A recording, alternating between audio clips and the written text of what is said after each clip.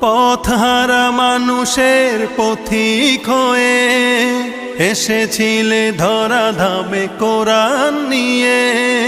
পথহারা মানুষের পথিক হয়ে এসেছিলে ধরা ধামে কোরআন নিয়ে। তোমার পথের পথিক হয়ে জীবন গড়ার স্বপ্ন সাজাই।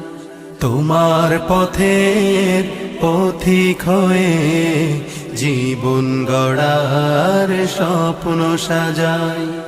তুমি যে মোদের প্রিয় নবী, তোমায় কাছে পেতে পাগল সবাই। সুখের দিনেও মোরা খুঁজি গো তোমায়, দুঃখের দিনেও মোরা সরি গো তোমায়। সুখের দিনেও